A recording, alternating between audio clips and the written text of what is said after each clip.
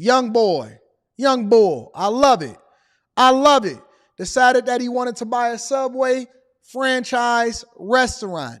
And he's breaking down in this video exactly how much he made from his Subway franchise restaurant. And I think that this type of video is awesome because very rarely do you get people to be able to give you the inside look of what it is that they're doing inside of their restaurant.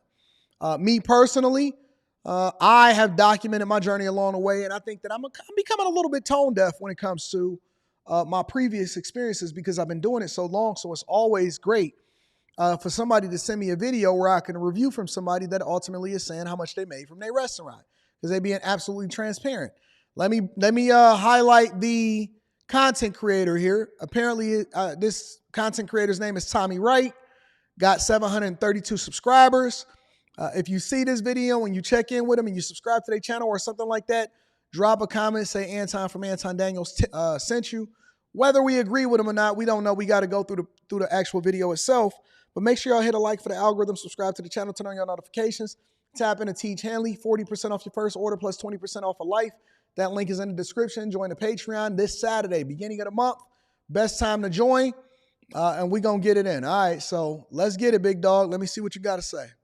So this is how much I made my very first week owning a Subway franchise, and stick to the end because it's not what you expect.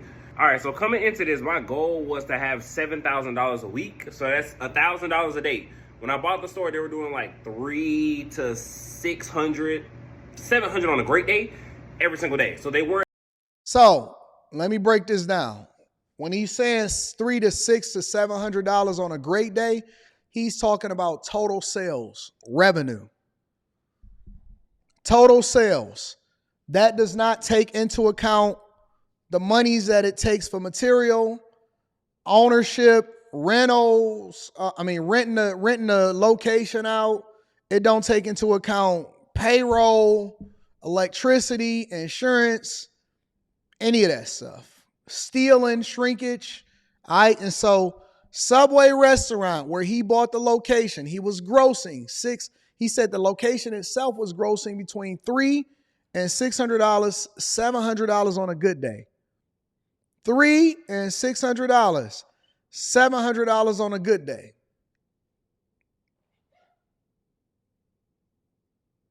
A lot of people think that it's sweet out here, but I'm telling you that a lot of people invest their money in a lot of these things, and it don't necessarily pan out the way that y'all think it is.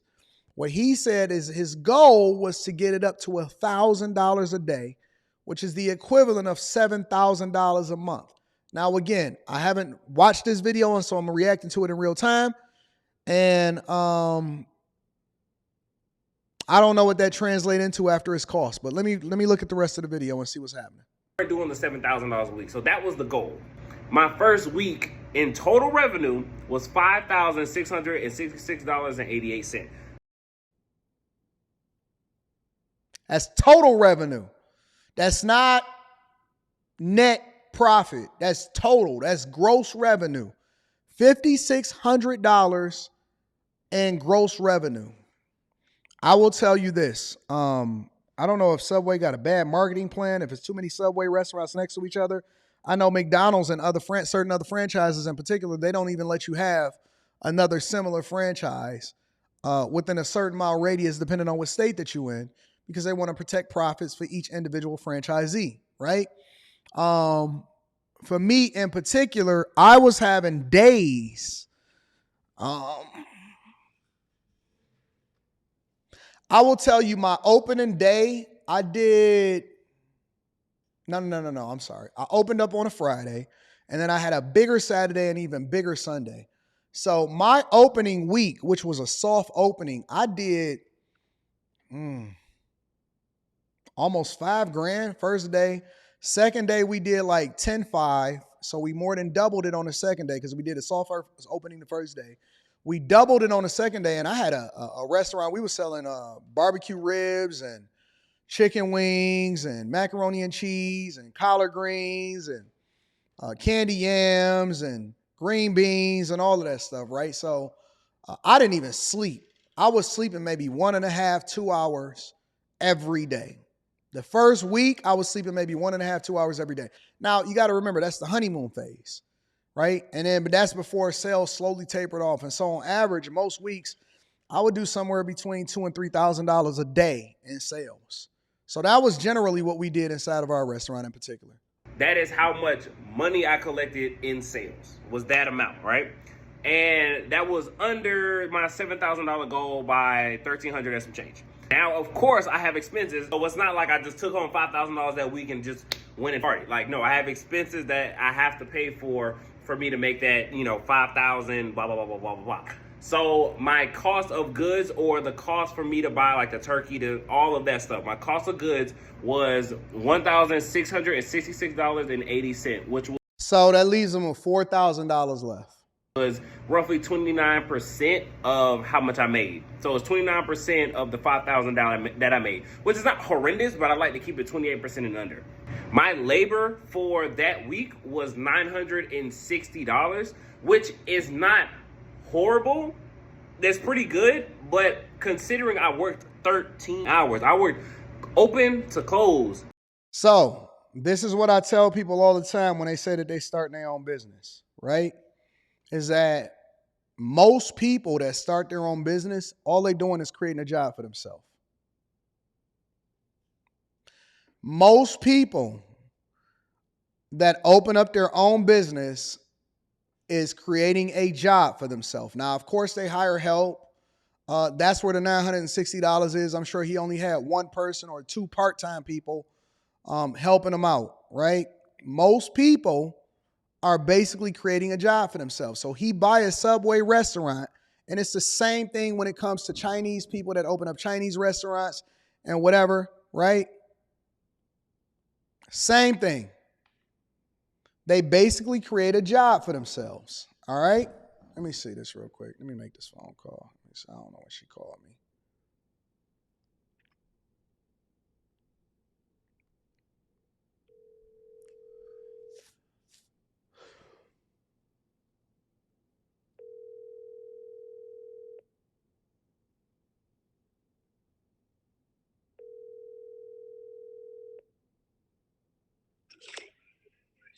Hello.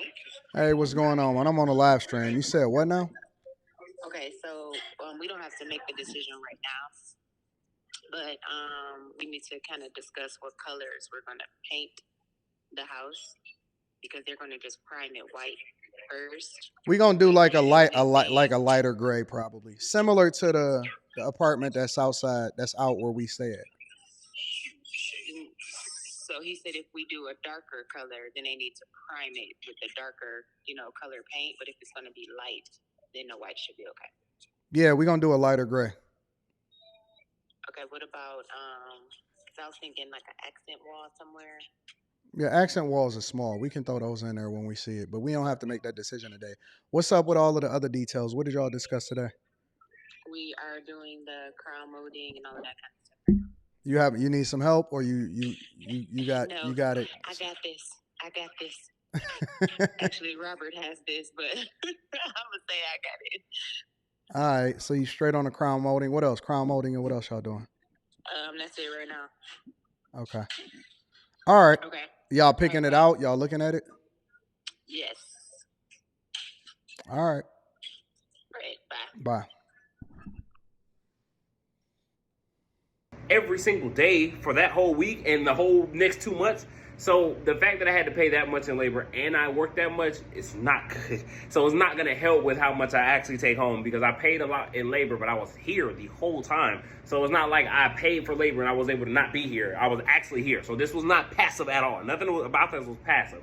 So $960 went towards my labor, my employees. I got the royalty fees. So the royalty fees for Subway is 12.5 or whatever your gross is. And that came out to $708.36 that I had to pay out to Subway. And then y'all got to remember that he not actually paying himself. As the business owner, as the owner, he's not even paying himself a salary. He's just taking home and then figuring it out, apparently, after whatever it is that come out of it. You got to pay royalty fee. This is one of the ways in which a lot of these franchises make money. This is why it's so important for them to franchise.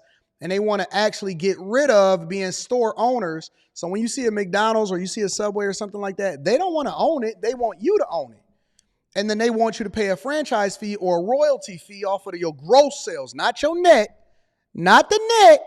They want you to pay a royalty fee. So you give a percentage of your sales, no matter what, you give a percentage of your sales over to them based off of how much you do in revenue total.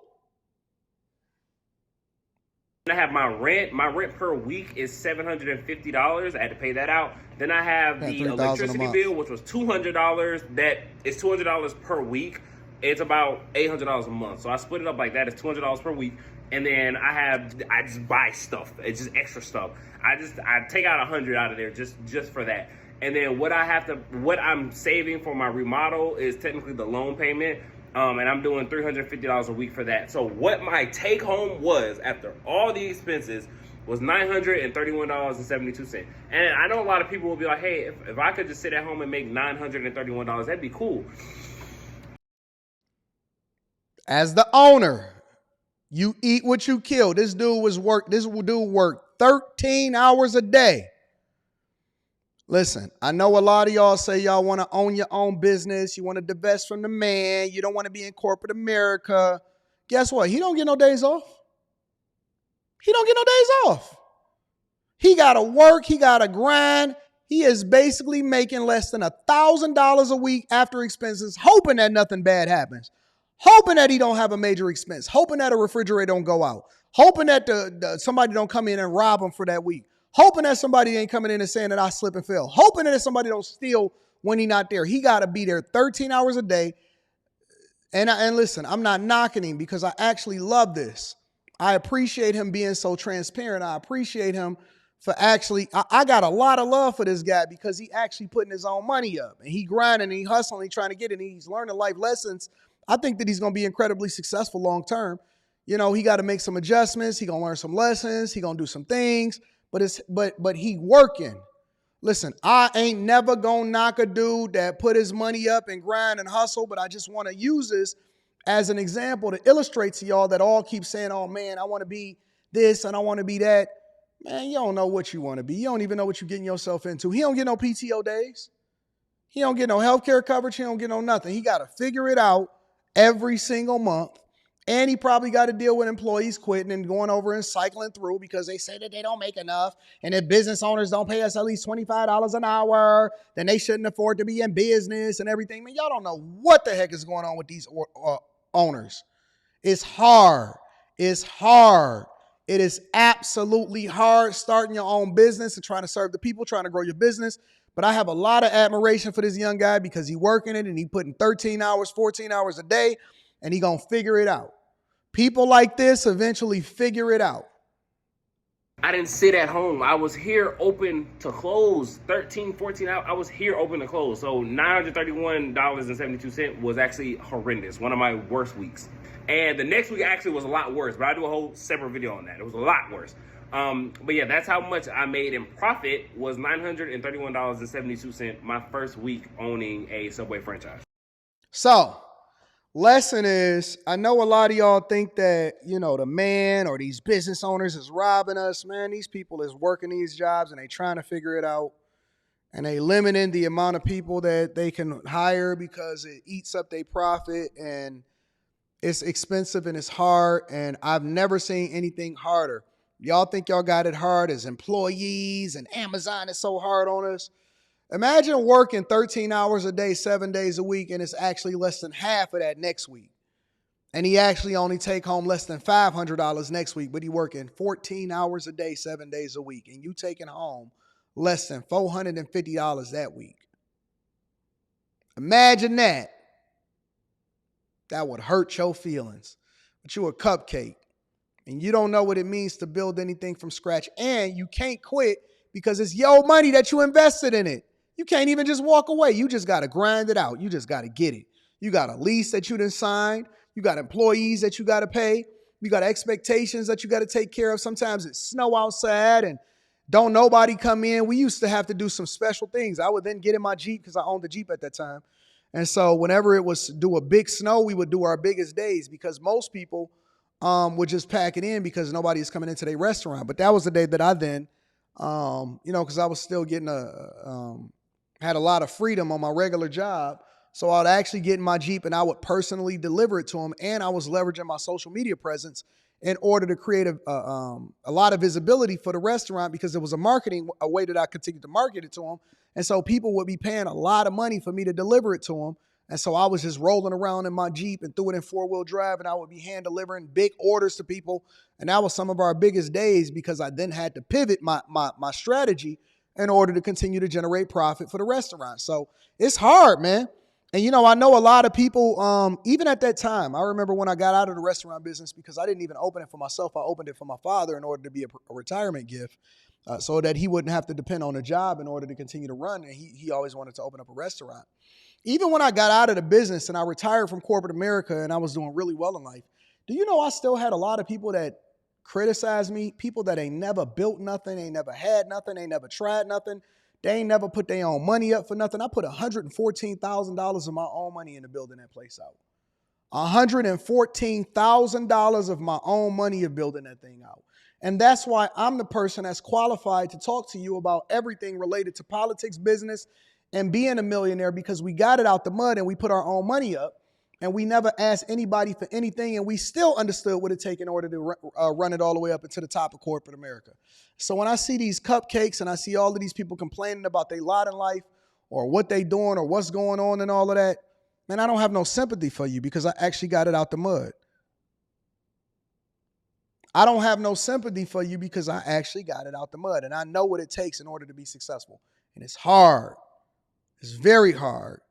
But anything worth having, if you endure long enough and you learn and you apply the lessons and you fail forward and you become successful in that, and then you continue to reinvest in yourself or reinvest in whatever it is that you got going on, you don't have no choice but to be successful. That's just what life is. But listen, it's a lot of people that done talked a lot about it, but they ain't never did shit about it.